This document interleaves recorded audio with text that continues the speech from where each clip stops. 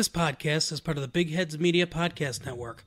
Go to bigheadsmedia.com for more great podcasts. Well, hello, everyone. Welcome back to Dumpster Diving. We're here for a second week of Green Book, or the Green Room? What are we doing? The Green Room. We're not talking about Marshall Ali. I think that's how you say his name. Viggo Mortensen. That's not an easy name either. Yeah, Viggo Mortensen. Have you seen the Green Book? I wanted to, but I didn't actually watch it. No. It's not bad. It's a decent movie. Put that on the poster. It's one of those. It's one of those movies where there's racism and then the white guy solves it. Well, that's good. I mean, someone's got to solve these problems. Exactly. I was so for those of you in the know, I was a couple minutes late to our recording sesh here. That's industry term, guys. But I was talking to a little inside. I know. I was talking to my 14-year-old daughter over FaceTime or Skype or whatever it is, because I haven't seen her in a while because of this crisis and everything. And this is a conversation that I had with her. She asked me if I knew someone, because we got onto the subject of TikTok, and she asked me if I knew a girl named Charlie something. I don't remember her last name now. Hebdo. What is it? Charlie what? Hebdo? Hebdo? No, I don't. I think it was Charlie D'Amelio. Oh, well, that's close. Apparently, she's some 15-year-old that does dances on TikTok, and she's super popular. And my daughter was saying that she's way more popular than she should be. But she's also, like, she got cheated on by her boyfriend, whose name is Lil Huddy. I'm sorry, it's what you cut out there. Lil Huddy. So I look Honey? Huddy, Huddy. Oh, okay. So I looked up Lil Huddy, and she said, this is what she said to me. She said he's famous for having curtains. I was like, you mean like we all have in our bedroom? And apparently it's a hairstyle. Remember like the late 90s, early 2000s, I think maybe Joey Lawrence had them. It's where the the front of the hair is really long and could get in your eyes, and you know, like, you ever see that movie like a reverse mullet? Yeah, kind of, yeah. You ever see that movie Bye Bye Love? No. Oh, okay. Well, the guy in there definitely had it. I remember in the late 90s and early 2000s, just guys all over the place brushing hair out of their eyes, and every girl swooning about it. I think they do that in the early 2000s for sure. Like, I used to work with like 50 of those kids. Yeah, exactly. So that hairstyle apparently is back now. But it's like, there was so many. It's so weird having a conversation. I mean, I love her obviously, but it's so weird having a conversation with her sometimes, because she'll say something, I'll be like, "What's that? What's that mean?" I probably ask that about 25 times during one conversation with her. But she's really into anime, and guess what I got to show her, Mike? Oh, anime? Well, over FaceTime on my phone, but she could still see it. I got to show her the Korean animation ending episode. I knew you were going to say that. Yeah. Of she was cracking up so much because she's like, "Oh, it is like that. Yeah, anime is like that." I used to watch like Clerks, the animated series. Like I used to watch it really late at night, and I wouldn't really pay attention at the time. But the first time I'm like, what did I just hear when that scene happened? And I had to rewatch it. It was I almost died laughing. Big American party. Work, everybody work. We are slaves. So great. There's so many subtle parts, like where the transformer just crushes this person, and there's just blood spraying everywhere. Yeah. Oh my god. Yeah, but that was great. So we still get to share things, which is awesome. Mike, guess what? Last week we talked about some news, and we completely skipped over doing your segment here. So, Yep. do you have your keeping current with Mike ready to go? I do. This time we're going north of the border to Canada. Oh, what's north of the Canadian border. gossip? Wow. Yeah, I didn't even think of this before. It's pretty awesome. This site is called narcity.com. Narcity. Okay. Narcity.com. We're looking for some hot Canadian goss. We use that language too, just like you guys do. Goss. Now, I know you probably already have heard this one, but did you know that Francesca Ferrego says she and Harry Josie aren't actually engaged after a reunion episode? No. Francisco what? Francisco Franco? Francesca Ferrego, Farago. Her and good old Harry Josie, Jowsey, aren't actually engaged after the reunion episode of whatever show it was.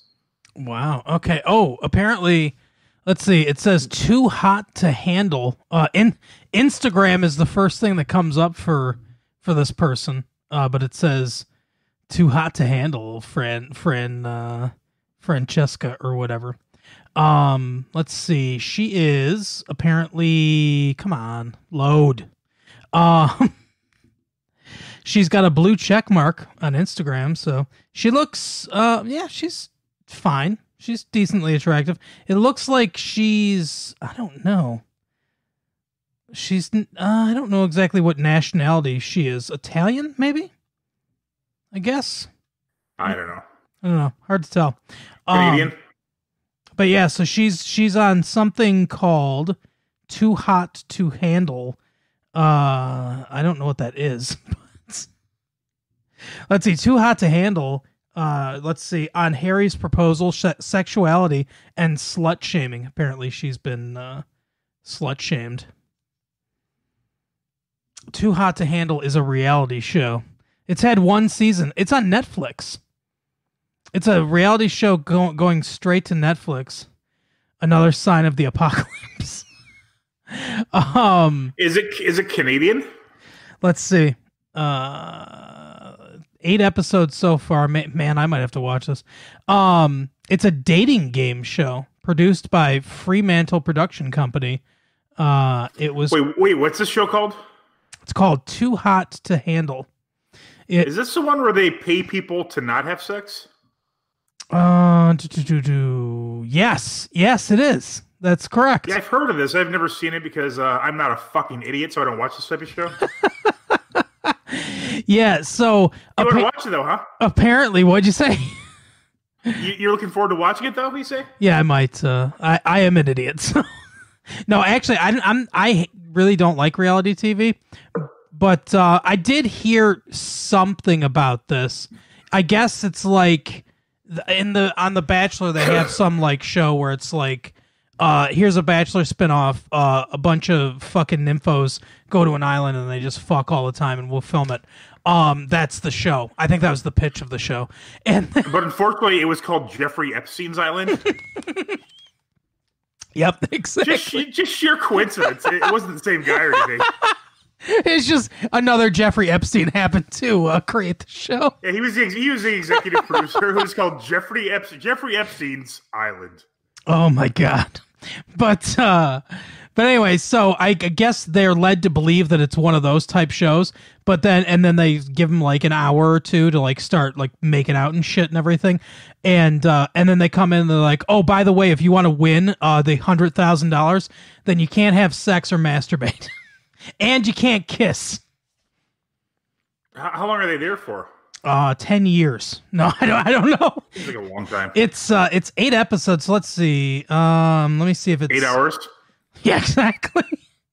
Let's see. You mean I can't fuck for 8 hours? This is bullshit. I thought I was going to Jeffrey Epstein's Island. We're gonna go hang out with good old Jeff. Have some fun. Oh, exactly. Oh, wait, what? He killed himself? Oh, unrelated. Oh, boy. Unrelated. The executive producer, also named Jeffrey Epstein, happened to kill himself. Allegedly. I just want you to know that Hillary Clinton's in China right now. I thought I should point that out. Why'd you point that out? She is. I just got an email from her. From her own server. Sensitive subjects. I mean, on the other hand, though, I mean, do you really want somebody who doesn't know how to use email to be your president? No shit. That is true. I don't imagine. I mean, Donald Trump doesn't know how to use Twitter, but I mean, email. Come on, that's such a basic thing. Oh God. But oh yeah, she can't read, but she's going to be the president of the free world. If only. But apparently, so yeah, this woman is on that show, which is a Netflix reality TV show that we just described to you what it was. So if you want to see those 8 episodes of people not having sex, then I don't know, have fun with that. But yeah, I don't know why this is, Fremantle is apparently a British company, the ones that made this show. I don't know why this is Canadian gossip, but I'm guessing this lady's Canadian. Probably. Speaking of Canadians, our next story, straight from the headlines, Grimes shares adorable snap of Elon Musk cuddling with newborn, oh boy, XAEA-12. Eon Flux, I believe is how you pronounce it. Something like that. I'll have to say, spoiler, I'm not going to read this story, but I did see a story down a bit that said that name's not going to be allowed in California. Like, it's not legal, I guess. Yeah. If you know anything about Elon Musk, this guy plays by the rules. Yeah. I'll tell you, Elon Musk is 4 years away from having a base on the moon and then like just pointing a laser at all the countries of the world. This guy is full on like fucking supervillain. He is one of the weirdest people ever. Remember like 15 years ago when he came out and he was like, hey, I'm the new CEO of Tesla and these are electric cars. And everyone was like, here's the man that's going to save us from global warming. Here's our hero that's going to deliver us from all the evils that we've done to planet Earth. This fucking genius. And now he's turned into fucking Dr. Evil from Austin Powers. Basically, yeah. But yeah, I don't know. That's a weird name. I mean, a lot of people have weird names. That's pretty high up there. Well, the mom's name is Grimes. I think that's like her stage name. She's like a musician or a rapper or something. Claire Elise Bouchard. Oh, she was born on St. Patrick's Day, 1988. Good for her. By the way, I have to mention this Canadian gossip site has like at least 2 stories that I see on the front page about Ryan Reynolds. Anytime Ryan Reynolds does anything, he's got to get into Canadian gossip magazines. That's for sure. She had a single called Genesis. Do you think it was about the Phil Collins led band? I hope so. Me too. I've heard the name, but I don't think I've heard any of her stuff. No. So when I looked her up, one of the things that comes up is an article from Vanity Fair that says Gwyneth Paltrow accepts defeat in the face of Grimes and Elon Musk's baby. What? What could this possibly mean? Aren't her kids like one of her kids' name is Apple? I don't know what the other one is. Yeah, was it probably like steamed clitoris or something like that? Is her defeat like the weirdest baby name ever? While most of us, I don't know what other kids are named. While most of us on planet Earth are just figuring out how to pronounce X Eon Flux A12, Musk's name, Gwyneth Paltrow has just sent a special gift to the infant's parents in recognition of their triumph, as spotted by the hawk-eyed folks at Comments by Celebs Instagram account. You know, the great work done by Comments by Celebs on Instagram. Paltrow responded to an InStyle magazine post about the first child of the South African-born founder of an actual thing called The Boring Company. Wow. And the Canadian-born recording artist. I think we got beat for most controversial baby name. Oh, okay. Yeah. Yeah, well, the controversial baby name that she had was Apple. I mean, that's... Oh, she has another weird one. No, she definitely has another weird one, but the Apple's the one they reference, and it's like, that's really not that controversial of a name. That's not even like the weirdest celebrity name. The weird, one of the, like, I think Penn Jillette's daughter's name is Moxie Crime Fighter. Yeah. Gillette. Yep. Which Moxie is a popular drink from New England where he's from, and also the verb Moxie, and he just no one cares what your middle name or ever asks for it, so he's like, why not? Yep, exactly. Just like no one will ever know your middle name, Mike. That's true. But my dad couldn't escape his middle name. Cheater. Yeah. Cheater. I seriously, I hope all his bullies are dead because they have to live in shame. Like they probably prayed for death for how just pathetic they were at not being able to come up with something better. What if some of them are still alive and listening to this podcast right now? We should confront them. Like, oh, I heard you used to make fun of my fucking dad, huh? That would be a great show. Just tracking down your father or grandfather's bullies and then bullying them back. 90-year-old men. Yeah, they're 90 now. So. I was in the war. Yeah, the Civil War. Oh, I'd love it. What do you got to say now? You fucking hunched over piece of shit. You could take down 10 Krauts, as you described earlier, but you can't go one day without your medication? Are you truly the greatest generation? Yeah.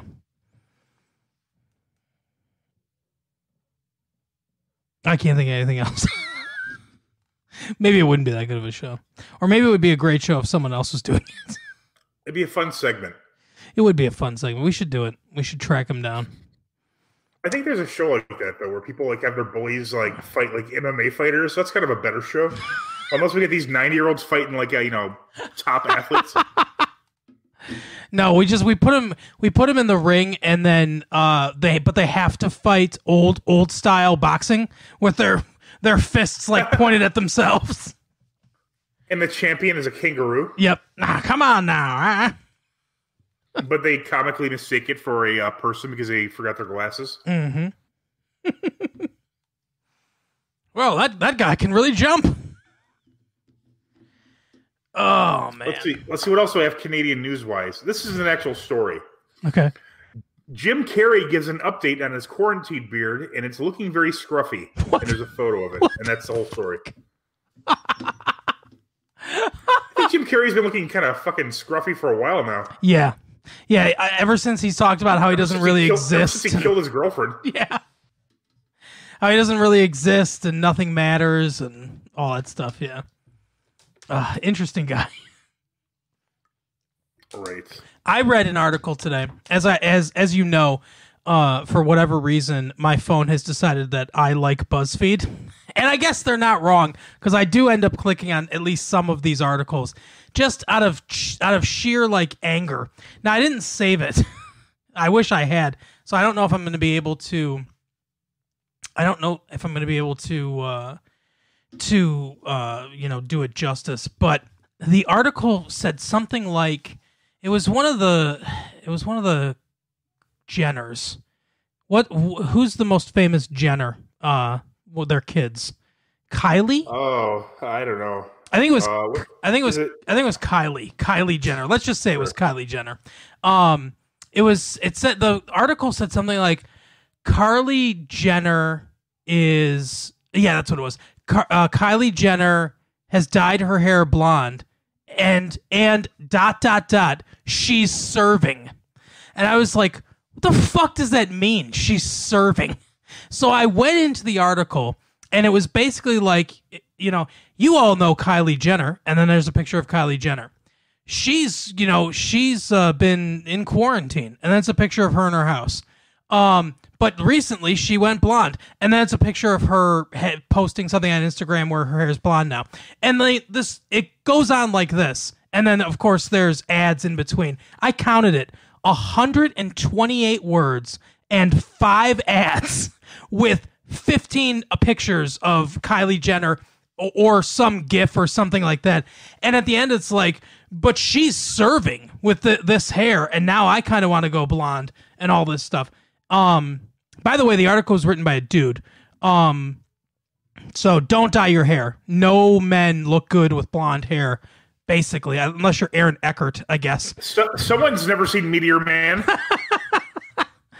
but anyway, so I was like, okay, I guess serving means she's owning it or something. I don't know what the fuck that means, but like this is People are writing articles out here. Someone got paid to write 128 words, shove a bunch of fucking pictures in there, and then their algorithm put ads, strategically in the thing. Someone got paid to write that article, to write 128 words. I'm sure they didn't get paid well.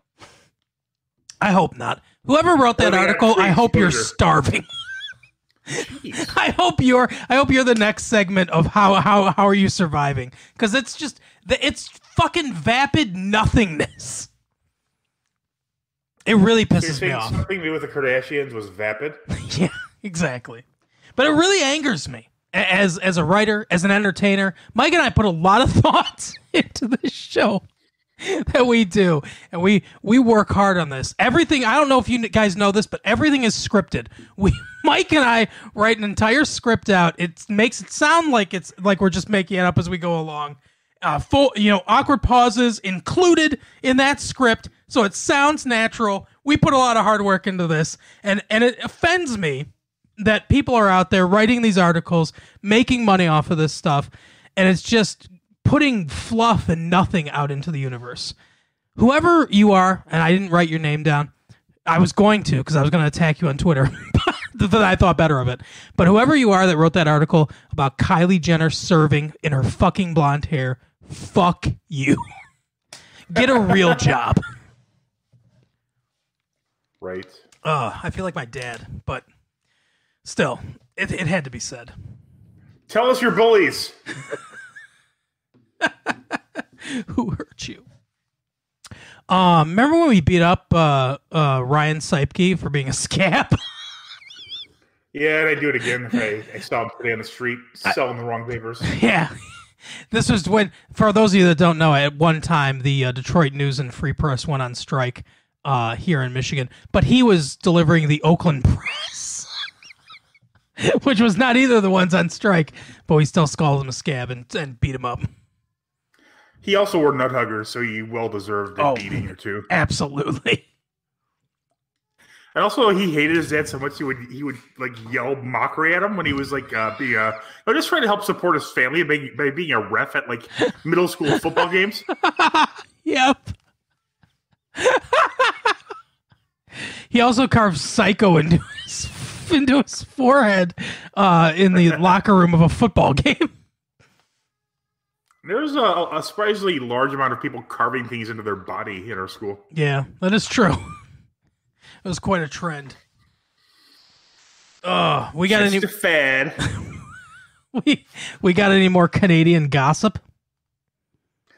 No, I'm not even kidding. Like half the page is like Ryan Reynolds, and the other half is Justin Bieber. And there's a lot of Elon Musk stuff on there too. Is Elon Musk is South African though, right? Oh no, his girlfriend's Canadian. Yeah, but he's with that lady he shot loads into is Canadian. And also he has 6 other kids, so I guess that's good. He does? Well, I knew he had 5. Apparently he had one more than what I knew. From what I know, he has 5 boys, and this is a boy. I don't know if the other one's also a boy, but oh my god. God, he's probably not even in their lives. You know how African fathers. Oh my god. I'm sorry. The signal cut out. I didn't hear what you just said, and I won't be able to hear it if you repeat it either.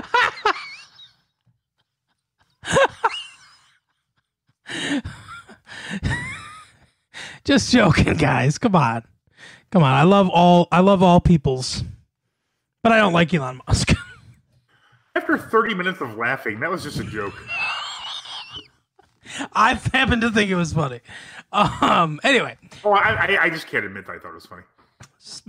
Speaking of 30 minutes of funny, perfect segue. We watched another episode of The Green Room with Paul Provenza. This episode, we got to know Roseanne, Patrice O'Neill, Sandra Bernhardt, Mark Maron, and Mark Maron, who's always on the show, and he's always on, and Bob Saget. He runs the cue cards most of the time, even though it's not scripted. And he pretends so bad. He pretends to still be addicted to cocaine. On the side. I don't know. Right. I don't know. He's on that show, Glow.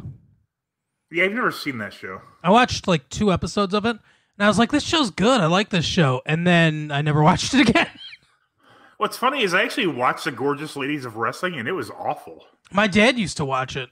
I remember. It was on late at night on, I think it was Fox. It was like on after Married with Children, and there was a Married with Children crossover with Glow. Yes. Yep. That's right.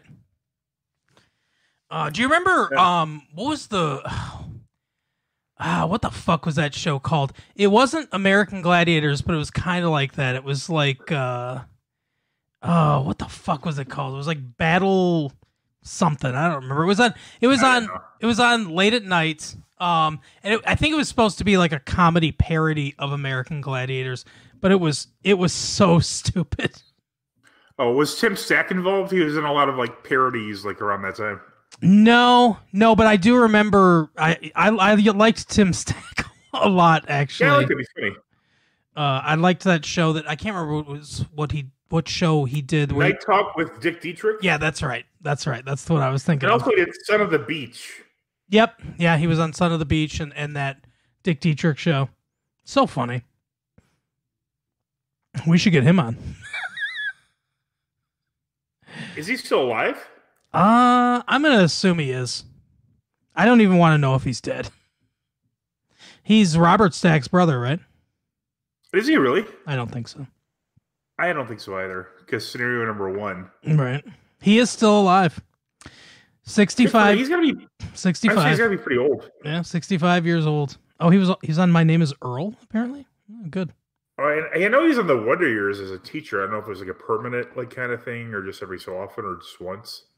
Don't know. He was born in Doylestown, Pennsylvania. The son of Joan and Tom Stack. Brother of Robert. He had a 5-episode arc on Punky Brewster as a rule-obsessed but unfeeling DCFS social worker. His name was Simon Chillings. Jeez. What? That's hitting the nail on the head a little bit. Simon Chillings.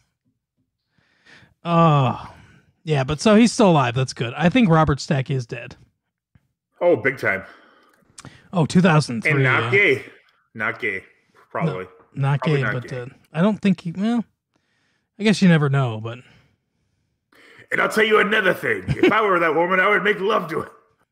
He was married to someone named Rosemary Bowe. Oh, she was a looker. I mean, this picture's from 1952, but. I scams! Oh, she just died last year, January 20th, 2019.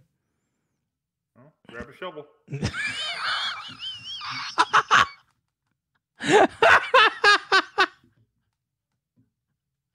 Well, if I wasn't a happily married man.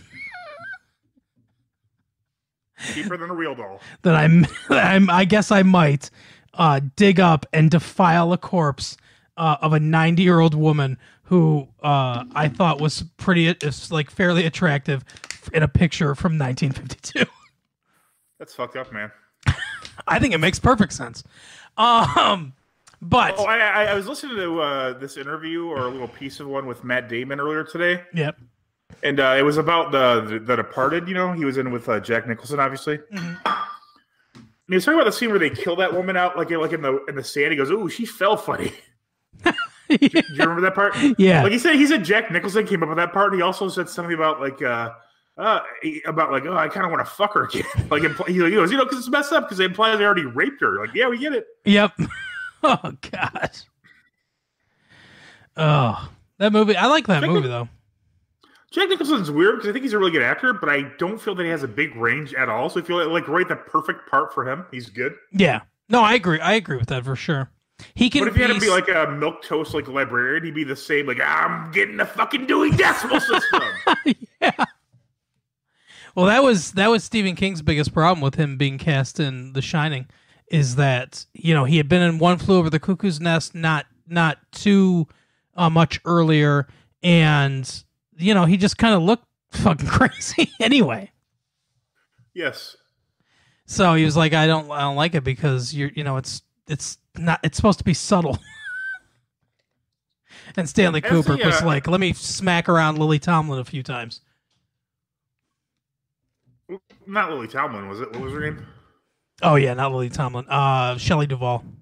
Shelley Duvall? Yeah. Robert Duvall's sister, I assume. Right. As a Stephen King fan, how do you feel about the original Shining movie as opposed to the TV remake?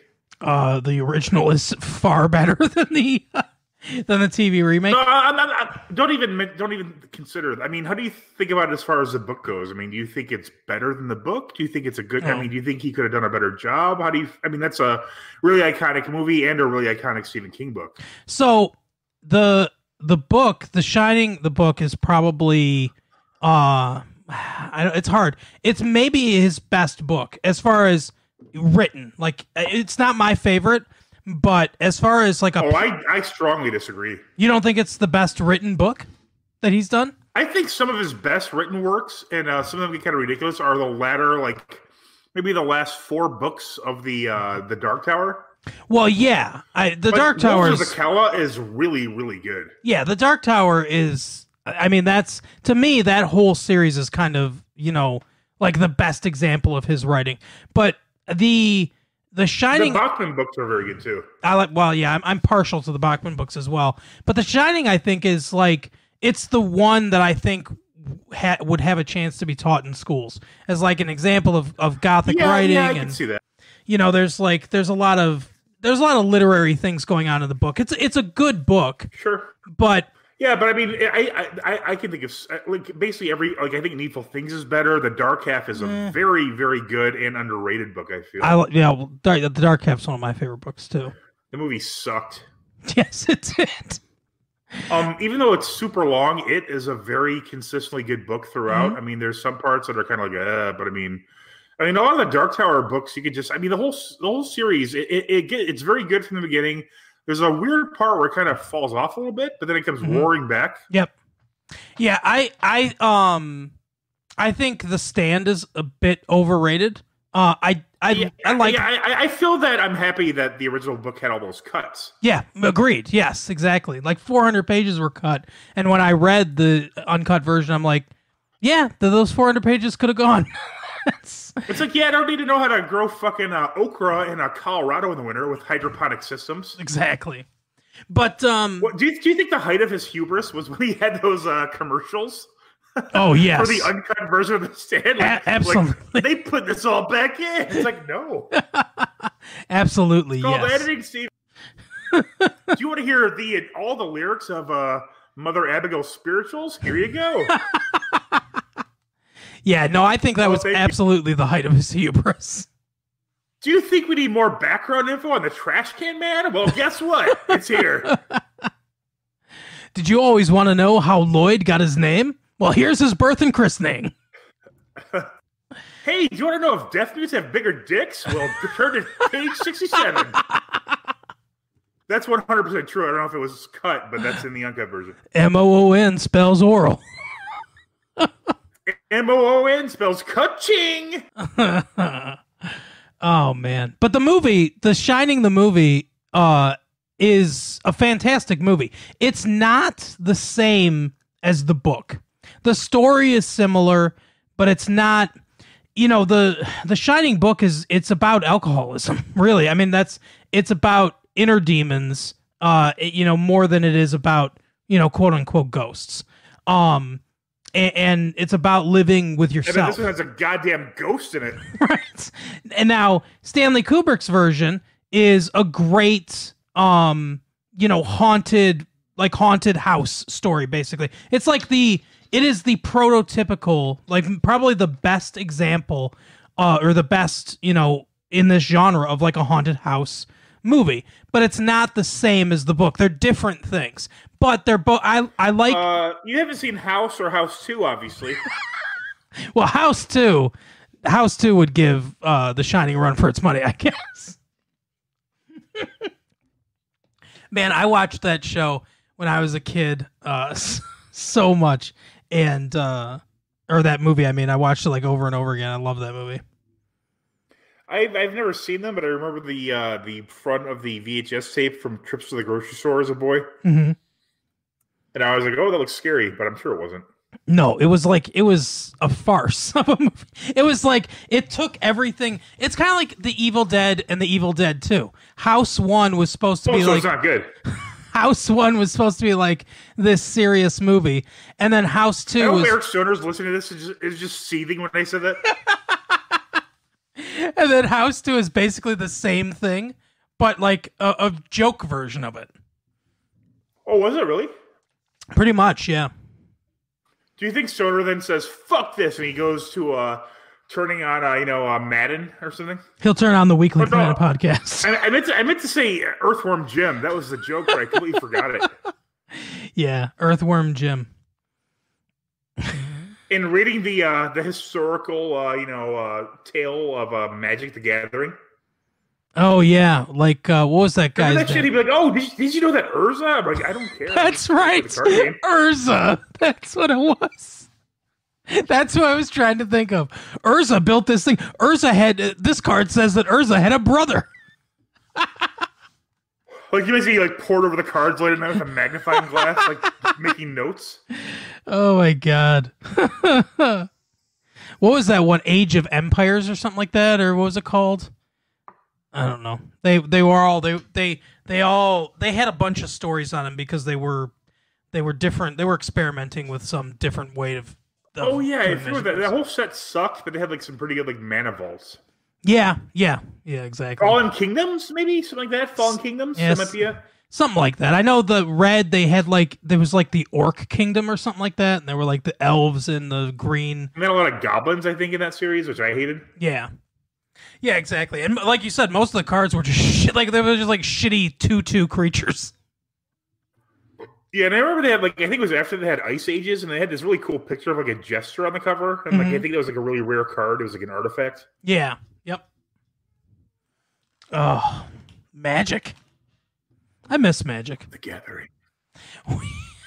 Yeah, it was okay. I mean, I liked it, but then at a certain point, all those kind of games become whoever has the most money, wins. I like it. I like a game like chess where it's pure strategy. Everybody has an equal footing. Right. Could you imagine if in chess there were special pieces that you could buy?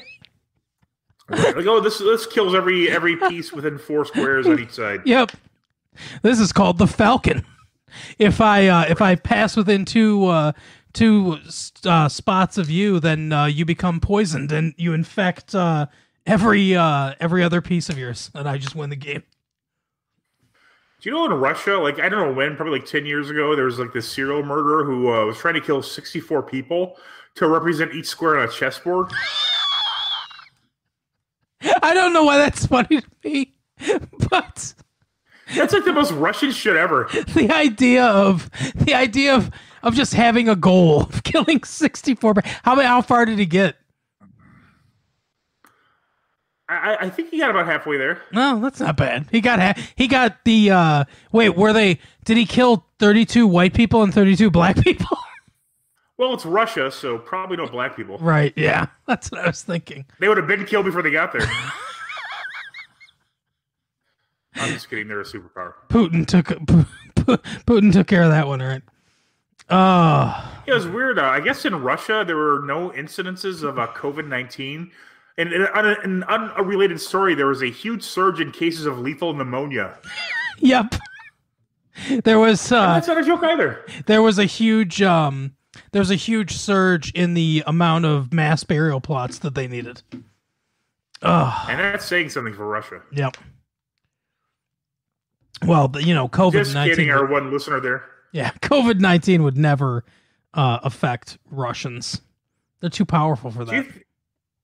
Do you think our one listener in Russia is just a government, censorship person? He's blocking everything that we say. But isn't there one person in China too? But yeah, exactly. But he secretly loves the show. Oh, I wish people could listen, but got to do Vlad's bidding. But here in Russia, the radio listens to you. We just thought Yakov Smirnov was joking, but he was just describing the atrocious, daily livelihood of a Russian man. Oh my god! Oh. Such as you, hilarious. They killed my brother. Cut it out. Oh. hey, homie, my brother is in there. So. But yeah, so we have Paul Provenza, Mark Maron, Yep. Sandra Bernhardt. Sandra Bernhardt, I mostly know her from being on Roseanne. I think she was a stand-up comedian before then. She was also in, and I cannot believe that I didn't bring this up, but she was also in, when we talked to Ed Begley Jr., she was also in The Late Shift, a movie about David Letterman and what's his name, Jay Leno's fight to get the Tonight Show. Was Ed Begley Jr. in that? He was, and I love that movie too. Who did he play? He played Ron Perth, who was an executive at CBS at the time. Huh? Yeah, I don't think is Conan involved in that, or probably not. No, this was pre-Conan. Although the guy that wrote, is that with the guy who looks a lot like David Letterman? Yes, yeah. The guy that wrote it though, he said that when the whole thing with Conan was happening, he said that he was writing a sequel, like kind of, to cover that. Now I don't remember the name of the guy that wrote it, but he had some, inside knowledge during this, whole thing. So I don't know if he had the same kind of inside knowledge with the Conan situation or not, but apparently that book never came out. So I don't know. Oh, I know who the guy was. His name was Andy Richter. Yeah, the scoop. Right. What a scoop. But yeah, Sandra Bernhardt of The Late Shift, starring Ed Begley Jr., our personal friend who likes us and remembers our names. Exactly. Called me clever. That's true. Did you actually get the audio of you jizzing immediately after that, or did you not record that part? No, I edited that out. That's the one piece of editing I do. And this entire fucking series of shows. Yep. Anytime I get excited and I have to, cream my jeans, then I call that cream your jeans. So what are you, a fucking sitcom character in the 70s? Oh, I just cream my jeans in their acid wash. I call that an acid wash. More like jizz wash. I call that an Anderson, and then I can't use last names. Let's just call him John A.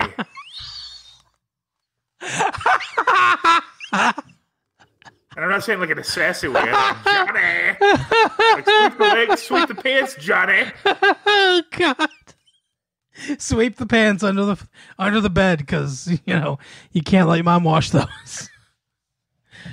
Oh, but you can't show us her dildos for some reason. Yep, that's like a scene from Good Boys. We would have believed you. Yeah, we didn't need to taste them or anything. Oh. I don't know why you did, John, but anyway. You mean Jay Anderson, I think. Yeah, sorry. Jay. Is that where we were going with? Something like that. John Anthony Anderson. Anthony Anderson, the accomplished actor. Yep. That's like a before and after on Jeopardy. By the way, are you a fan of Jeopardy? You watch Jeopardy? Yeah, I watched today's episode, which is a rerun of the championship game. Yeah, I'm bummed that they're. I mean, obviously, it sucks, and we had it for longer than a lot of other shows. But I'm bummed that they're not out of shows, so we're just we're left with reruns. But it's still fairly interesting. Obviously, I hope everyone, especially Alex, because he's struggling with cancer and everything, so he's obviously in a very high risk group. I hope everyone is staying safe, and hopefully they can return soon to the studio and continue to do episodes. I think Alex has one more year left on his contract, so this season coming up would be his last season, because I think he said he's not signing another he's just gonna fulfill the last year of his contract, and then he's gonna retire. So hopefully, for his sake, I'm sure he really wants to do it and be able to finish it out. I hope everything works out that he can. Yeah. And then we also have Bob Saget. Yeah, Bob Saget's on here. Roseanne Barr, and probably one of the most underrated comedians of all time, Patrice O'Neal's on here. Patrice is the best. Love Patrice. Yeah, I love how aggressive he is, and he's hilarious. We we see there's kind of funny part. There's Roseanne brings up this article where she took a picture as Hitler. Yes, like baking gingerbread cookies. Yep, gingerbread Jews. That's what it was. Yeah, I can't remember what magazine it was for. It was pretty funny. There were a lot of good jokes around that. Like, she's like, yeah, they have a dream, like Hitler with a dream. It was really fascinating to hear her talk about like her thought process of doing the thing, like the whole thing. Like kind of like there was no aspect of that photo shoot that she hadn't thought of previously. The looking off into the distance, the gingerbread cookies, the whole, and like how she said that, since then there's been, different genocides or different genocidal attempts, and it's just commonplace now, like just who gives a fuck anymore. It's like, just a mundane everyday thing like baking cookies. And it was just, I mean, I like Roseanne a lot, and it was just really fascinating to hear her thought process. She's a very cerebral comedian in ways that I don't think she gets enough credit for a lot of times. Yeah, another thing about Roseanne, though, that's important to remember is she's fucking crazy. Oh, she definitely is crazy. I mean, she's claimed to have multiple personalities, and much like Sam Kinison, at a young age, she took a very strong blow to the head, after which her personality had changed entirely. Mm-hmm. Yep. I mean, she's a brilliant comedian, tough obviously she's, went through a lot to be a woman who came out with a sitcom in the late 80s, that was good. Right. I mean, a lot of that I had to feel was her. I mean, she could have been like, oh, look at me. I'm, like Bill Cosby's like a rich guy with a wacky family. She was probably one of the first to really go hard into the blue collar type family existence, I mean, with people struggling, paying multiple mortgages instead of oh, look, we're here at home all day and we go to work for 1 hour a month, like most sitcoms. Right. Exactly. Yeah. It's funny to hear her talk on here too, because she's, at one point she sounds very left wing on this episode, which, is 10 years old, but this is actually pretty close after 9/11. Which there's quite a few references to it. Yeah. But she, she says not as much as on this show. I don't think see it in the day of 9/11 has made as many references as we have. Right. Yeah, we're trying to break the Today Show's record for mentions.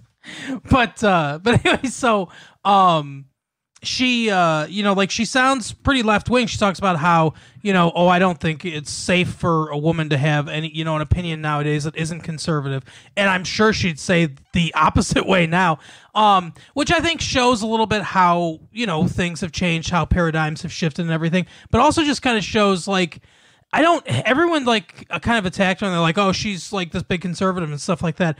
I don't know that she is. I don't know that she isn't. I don't know exactly. I don't think. I feel that she's actually just an independent thinker. Which, yes. I mean, a lot of people like that don't fit in with conservatives or liberals or Democrats or Republicans. It's funny because if you're a Democrat or a Republican, there's all these assumptions. It's oh, you're a Republican. You're obviously against high taxes and also against abortion. Mm-hmm. Where's the connection between those two things? There's no logical connection other than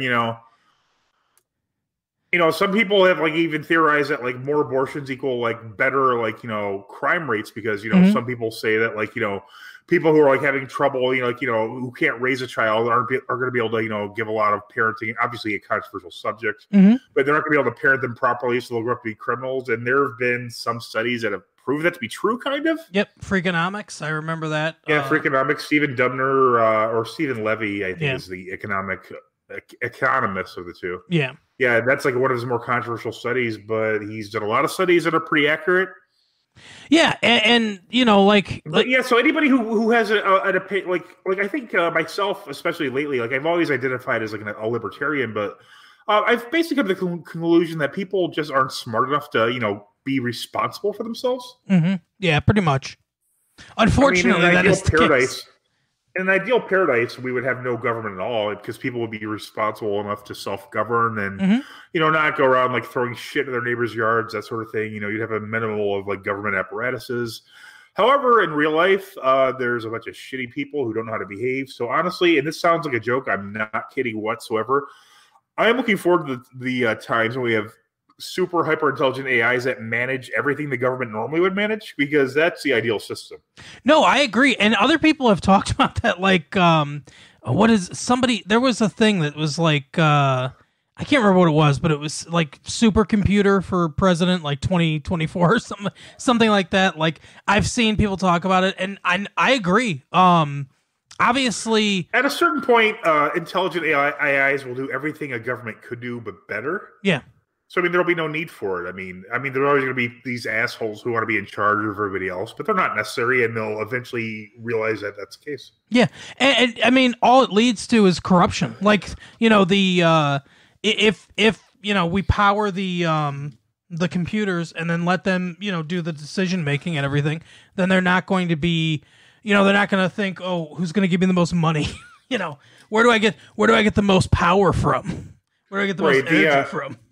The historian / podcaster Dan Carlin has an episode of the show Common Sense, which is like a more shorter, more topical like series he does. Mm. I think it's called The Dirty Bubble. It's like basically about like the influence of like money in politics. And yeah, if you took all the influence of money out of politics, things would just be way better. Yeah. Oh, for sure. Absolutely. But yeah, that's mostly what they talked about on the yeah, there's a lot of different subjects. Bob Saget talked a bit about like he always wanted to be in a sitcom. A lot of people gave him shit over being on Full House, mostly Patrice O'Neill. Mm-hmm. But he's like, yeah, that's what I wanted, and sure enough, he's made tons of money doing that. Obviously, Roseanne, made a lot of money off sitcoms. Probably Sandra Bernhardt. I like what Bob Saget says too, because he was like, you go through the doors that open. And it makes sense when you're in a field like that where you're a comedian or you're an actor or where I guess actually any field really, any kind of career opportunity. I guess that that's the case. You can't there are people say like beat down the door and stuff like that. I mean, in some ways I guess you can, but it's like if he wanted to be like Bob Saget, like kind of like Ed Begley Jr. Talked about, although I think he could be a leading man, in my opinion. But anyway, he was like, I wanted to be a leading man, but I realized that, that wasn't going to happen. I get, those doors didn't open for him for whatever reason. So you can't, even if you want to, you can't go through them because they're not opening. So I kind of liked, that his attitude on it. I don't find Bob Saget very funny usually. But I find, kind of like Jerry Seinfeld, I find him really interesting. When I hear him talk about comedy and he's been a comedian since the late 70s. He's been around everyone. Like his first show, he was with Richard Pryor on stage. Yeah, exactly. But yeah, I find him very fascinating talking about, comedy, talking about, just life and stuff like that. He seems like a really interesting dude. Yeah, what I think is especially interesting is not only do they have Bob Saget, who mentions like not quite selling out, but he's like, yeah, I want to be on sitcoms. I want to be where the money is. He's perfectly fine with that. And you have Patrice O'Neill, who is notorious for avoiding anything ever that could improve his like standing in like the celebrity of comedy or like fame. He's like he was on The Office briefly. He's in almost nothing. He's in the Chappelle Show, but he is.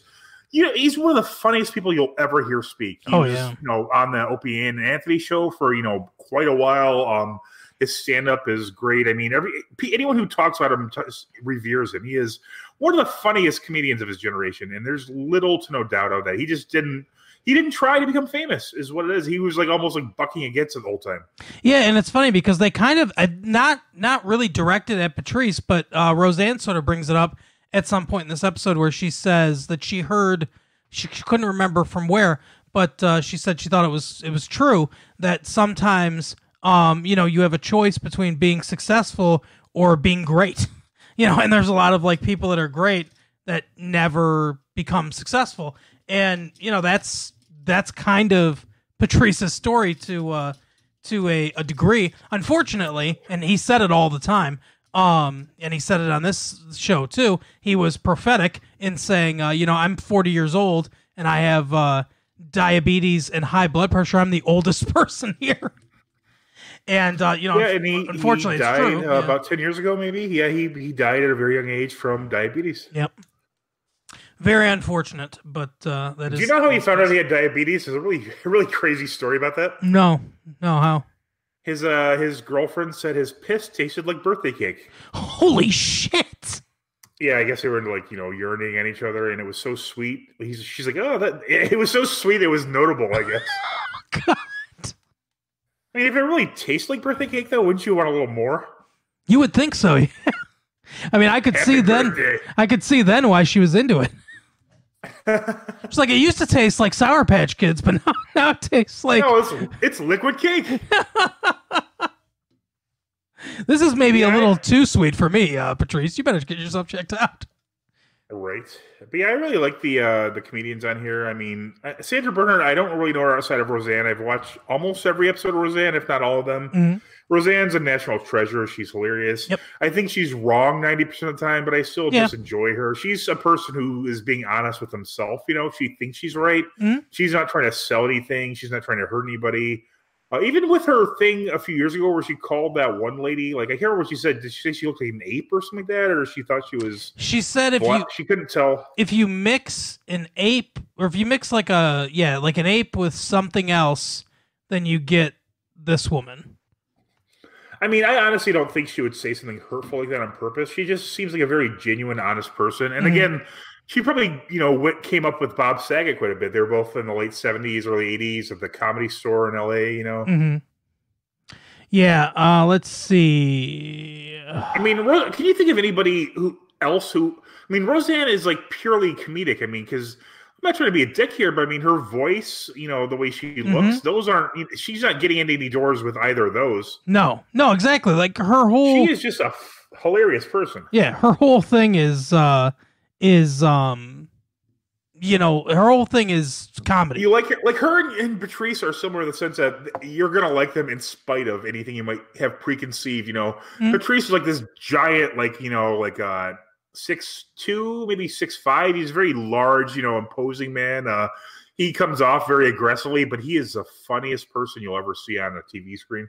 Yeah, absolutely. Roseanne, has this shrill voice. Again, it's not like, what you expect to see, like, as far as women. I mean, this is odd. Women on TV generally are, like, super attractive, that sort of thing. Roseanne's not, hideous or anything, but she's not your typical leading lady. Oh no, absolutely not. The fact that she got in the 80s, a time period where, and a lot of you probably won't remember, but a time period where there were 3 networks. It's not like you could. I mean, Fox I think existed at the time, but I mean there was coming up. And the thing is like Fox existed, but there was like 3 days out of the week that there was nothing on Fox. And I don't mean like infomercials were on Fox. I mean it was test pattern for 3 days during this time. So you got 3 networks, and that's it. There was no Netflix. There weren't a lot of avenues for people to make shows.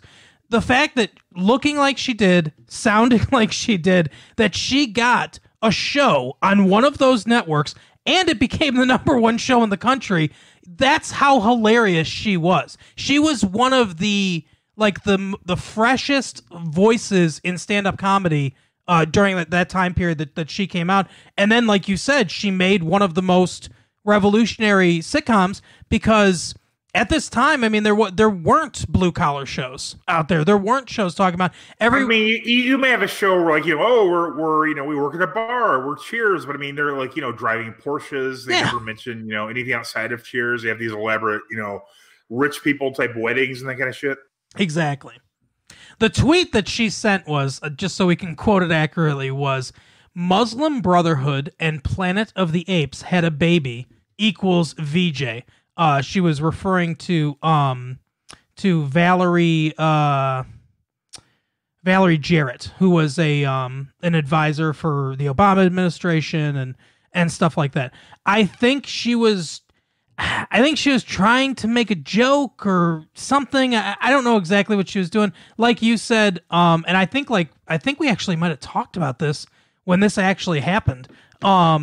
But, like we said at the time, I mean, I don't agree with what she says necessarily. I don't think she necessarily should have gotten fired. If you don't want to watch her show or support her because of that, then that's your right. And I think you should absolutely do that. But, it's, I don't know. It's one of those things. I don't agree with what she says, but I think nowadays people get judged too harshly. Because everyone says something dumb at some point in their life.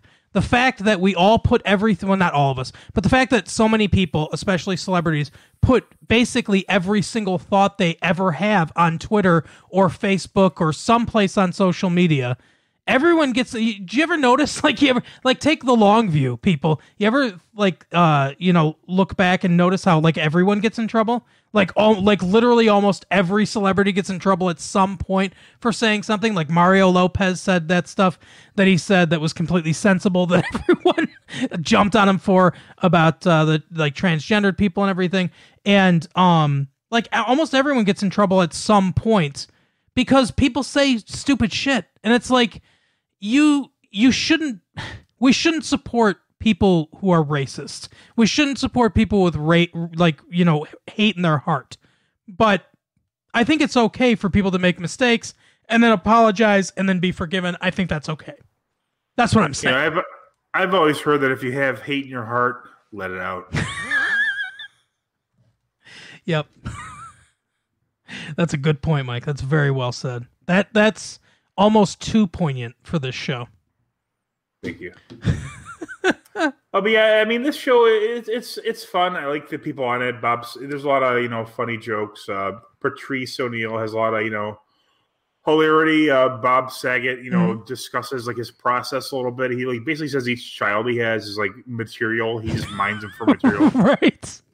And that is probably how comedians would look at things. Basically anything in your life is a source of content. Sure. But yeah, a good episode. I mean, not my favorite of the Green Room. Those will be coming up. There's more comedians that I like a little more. But I mean, a very good, solid lineup. And again, Patrice O'Neill, possibly one of the most underrated comedians. I mean, honestly, look him up. Elephant in the Room, his last special was great. Look at him on Opie and Anthony. He just rips every other... you can tell every other comedian's just intimidated by him. He just rips him to shreds. It's hilarious. Yeah. Bill Burr tells a story about how, because they came up together too in Boston and everything. Bill Burr tells a story about how, I think he says one of the comedy clubs, they would all sit around the table and they would rip on each other and stuff like that, in the afternoon before the show started. And The Cellar, I think. Oh, that's New York. I don't know. But he was Patrice was the king of it. Patrice would just destroy everyone, and no one could ever touch him. No one could ever say anything that would get under his skin or anything like that. But yeah, I remember Jim Norton once described he was telling a joke on stage, and it wasn't really funny. And then all of a sudden, a phone booth slams onto the stage. For our younger audiences, a phone book is a very thick book full of very thin pages that have listings. Yep, exactly. And Patrice O'Neill had thrown it, saying, "Look in there. You could probably find something funnier than that joke." That is hilarious. Yeah. He's one of those people who you don't know why they weren't top level fame, but he's one of the funniest people ever. Rest in peace. Obviously. Yep. Yeah, search some Patrice O'Neill content out there. Go to YouTube. There's stuff on YouTube. I'm sure I haven't. Yeah, look on YouTube for Black Phillip. It's his relationship advice show. It's obviously a parody of Dr. Phil, but very insightful person. I mean, it's controversial. I think he makes a lot of good points, though. Yep, and I haven't checked Netflix recently, but I'm sure at least some of his specials are on there. And obviously there are other avenues that you can go to find his specials, but, check him out. He is hilarious. One of the funniest comedians ever. Yeah. And he, died way too young, in his early to mid 40s, I think. Yeah. I think he was 43 or something like that. 43, 44. Yeah. It's a shame. Him, Greg Giraldo, both died way too soon. Oh yeah, absolutely. Love Greg Giraldo. Another one of the best. Check your, anyone out there, drugs.com. I check it all the time for my wife because my wife's on a few different medications. But, if you have, if you're taking something new, even if it's over the counter for the first time and you have prescription drugs, it happened to Heath Ledger. It happened to Greg Giraldo. I think one of the Olsen twins killed Heath Ledger. Oh, is that what happened? And wasn't Greg Giraldo in a rehab when he passed away? He died of a lethal combination of, I think it was antidepressants and sleeping medication or something like that. Over the counter sleeping medication. Yeah, I thought it was something. I know he had a lot of like drug abuse issues. I assumed it was something like stronger. No, I think it was like, I think he had just come out of rehab, and I believe I might be wrong, but I believe that it was just like an accidental like interaction. But always check, drugs.com if you're taking something, because it will give you, or call your pharmacist or whatever, but it will give you. Yeah, pharmacies, or you could just go up there and ask them. They're pretty good about that. Yeah, absolutely. So just be on the safe side if you're taking something to sleep and it's something you've never taken before and you're on prescription drugs, just check if there's any interactions, Be safe out there, everybody. And avoid any of the Olsons. Yeah, exactly. That's what this show is all about. Avoiding Olsons and being safe. And always knowing the location of Hillary Clinton. Right, and not just because the Olsons can probably peel bananas with their feet, just in general. I remember when I pointed that out to you, that they look like, and is it racist? They're white, so I don't think it's racist. They look like chimpanzees. They kinda, yeah. I don't think, or troll dolls. Yes, that's a good one too. I remember the countdown of one of the Olsen twins is going to turn 18, and I'm like, who gives a fuck? One of them? Wouldn't they both turn 18 on the same day? Right. Yeah, and then wait 3 minutes later, the other one's 18. But it's like, I remember that being a thing and thinking, who fucking cares? They're not attractive at all. No. Ugh. But at least they killed Heath Ledger? Yeah, possibly. Allegedly. Didn't one of them... Isn't their sister in the Marvel movies too? Yeah, Elizabeth Olsen. She's Scarlet Witch. Fair enough. She's more attractive than them, but she looks a lot like them too, so still not good. Yeah, I disagree. You don't think she's more attractive than the Olsen twins? I mean, maybe slightly, but that's not saying a lot. Well, that's what I'm saying. I'm not saying I'm not saying she's Scarlett Johansson level or anything. I'm just saying. I don't think Scarlett Johansson's attractive. I like Scarlett Johansson. I could be happy with little Scarlett Johansson action. She could talk you into it. I mean, not now because I'm married, but. Right. But yeah, so I guess that's the show. By the time we do another show, I might be divorced. Could be, but you could be married to Scarlett Johansson. That's true. Is she married? I don't know. I think she's dating or engaged to that. Hold on. The guy from SNL, is it Colin Jost or is it the guy from Practical Jokers? They're brothers. I don't remember which is which. I think. Something Jost is Casey? Yeah, I don't know. She was married to Ryan Reynolds? I didn't know that. Yes, you didn't read on fucking the Canadian Narcity? Apparently not. She was also married to some other dude named Roman Jarvik. I think that's the guy I think that's the Russian guy that listens to our show. Здравствуйте. Oh no, he's French. Romain Bonjour. Doriac. Let's see. Yeah, you're right. She began a relationship with SNL co-head writer and Weekend Update co-host Colin Jost in 2019. They were engaged. Okay. I heard her tell a story that was funny one time. Are they not engaged now? No, I think they're still engaged. I don't think they're married yet, but they're still engaged. Yes. But anyway, I heard her tell a story that was very funny one time. She said it was like the worst fan interaction she ever had or whatever. She went to the bathroom on a plane, and for some reason the door didn't latch properly. So this guy opens the door because it doesn't say occupied because the door didn't latch properly, and he opens the door and he sees her. And she's like, I can't do the facial expression she did because this is an audio medium, but I'll try to explain it. She said she could see the recognition in his face. Like he looks at her vagina and is like, kind of jumps back startled, looks up, and he's like, oh, it's you. And she's like, go, get out. I can just imagine, like, that would be the weirdest thing in the world. You open an airplane. I was saying an elevator is even weirder. you open an elevator, and Scarlett Johansson's pissing in the center of. Hey, nice vagina. But what a weird fan interaction. But I guess good for that guy. I don't know. I guess. What a weird time that we live in, where you can pee in an airplane. The Wright brothers would be proud. Do you think they pissed on the airplane for the 20 seconds they were airborne? I think Orville it was, right? I think Orville probably did when he crashed. Jeez. Oh man. Anyway, so yeah, that's about it. That's all I got. You got anything else? No.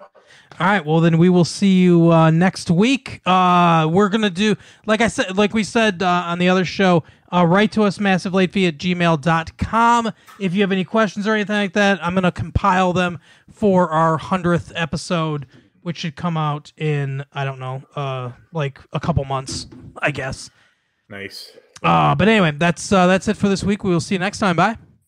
We'll see you next week.